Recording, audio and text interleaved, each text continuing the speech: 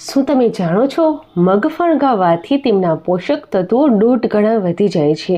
એમાં vitamin, protein, fibre એટલું બધું હોય છે કે તમારો આખો દિવસ તાજગીથી ભરાઈ જાય। તો ચાલો આપણે આજે જોઈશું ફણગાવેલા મગની એકદમ ટેસ્ટી રેસિપી। તો અહીં મેં 2 કપ જેટલા મગને ફણગાવીને રેડી કરી લીધા છે। હવે આપણે તેને સરસ રીતે વોશ કરી લઈશું। વોશ કરીને સાઈડમાં રાખી દેવાના। ત્યાં સુધી આપણે મસાલો રેડી કરી લઈએ। તો અહીં હું લઈ રહી છું લસણ। આ દેશી લસણ છે જેની સ્મેલ ખૂબ જ સરસ હોતી હોય છે। તેની સાથે આપણે થોડું આદું નાખીશું જેનાથી આ મગ એકદમ ચટપટા અને ટેસ્ટી લાગશે। તો અડધી જેટલો આદુનો ટુકડો નાખી દીધો। તેની સાથે 2 લીલા મરચાં એડ કરીશું। થોડું મીઠું એડ કરી અને આની આપણે એકદમ દરદરી પેસ્ટ બનાવી લઈશું। આપણે આ રીતે ખાંડની દસ્તામાં કૂટવાથી એકદમ દરદરી પેસ્ટ બનીને રેડી થઈ જશે। હવે આપણે તેમાં નાખીશું થોડા મસાલા। જે બેઝિક મસાલા આપણે નાખતા હોઈએ ને એ જ મસાલા છે। તો લાલ મરચાંનું પાવડર, થોડો આપણે હળદરનો પાવડર નાખીશું અને ધાણા જીરાનું પાવડર। અહીં આપણે લીલી મરચીનો પણ ઉપયોગ કર્યો છે અને લાલ મરચાં છે એ કશ્મીરી લાલ મરચાં નાખ્યા છે। હવે બધાને આપણે સરખી રીતે મિક્સ કરી દઈએ। 1 થી 2 ચમચી જેટલું પાણી નાખી અને સરસ મજાની પેસ્ટ બનાવી લઈશું।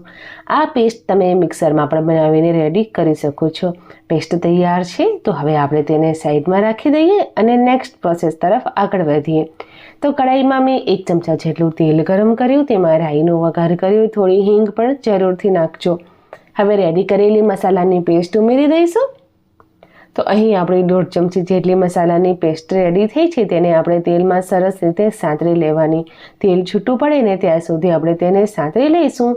ત્યાર પછી જે મગ આપણે વોશ કરીને રાખ્યા છે તે મગ આપણે તેમાં એડ કરી દઈએ અને સરસ રીતે મિક્સ કરી લઈશું।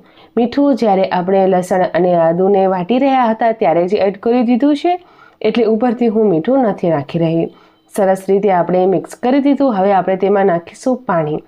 તો અહીં મેં 2 કપ જેટલા મગ લીધા છે તો પાણી પણ આપણે 2 કપ જેટલું નાખીશું।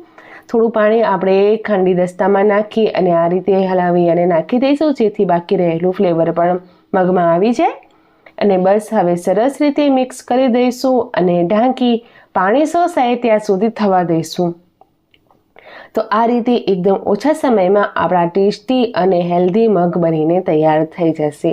પાણી શોષાવવામાં લગભગ 7 થી 8 મિનિટ જેટલો સમય લાગશે અને ત્યાર પછી જ્યારે તમે ચેક કરશો ને તો તમે જોઈ શકશો પાણી એકદમ સરસ રીતે શોષાઈ ગયું છે અને આપણા મગ એકદમ છૂટા બનીને તૈયાર છે। તો આ રીતે બનતા ફણગાવેલા મગ એકદમ ટેસ્ટી હોય છે। સવારે નાસ્તામાં કે પછી સાંજના ડિનર માટે એકદમ બેસ્ટ ઓપ્શન રહે છે। અને જો તમે એને દહીંના સલાડ સાથે સર્વ કરો ને તો વાત જ શું છે। તો અહીં મેં દહીંનું સલાડ રેડી કરીને રાખ્યું હતું જેમાં મેં કાકડી અને ગાજર નાખ્યા છે। તો આ રીતે તમે દહીંના સલાડમાં તમારા મનપસંદના શાકભાજી ઉમેરી ફણગાવેલા મગને વધારે ટેસ્ટી બનાવી શકો છો। તો આ રીતે બનતા ફણગાવેલા મગ જરૂરથી ટ્રાય કરજો અને આ હેલ્ધી રેસિપી તમને કેવી લાગી એ મને કોમેન્ટ કરીને જરૂરથી બતાવો। તમારો સપોર્ટ અમારા માટે ખૂબ જ જરૂરી છે। તો ચેનલને સબસ્ક્રાઈબ પણ કરો। હવે આપણે મળીએ નેક્સ્ટ વિડીયોમાં। Thank you so much.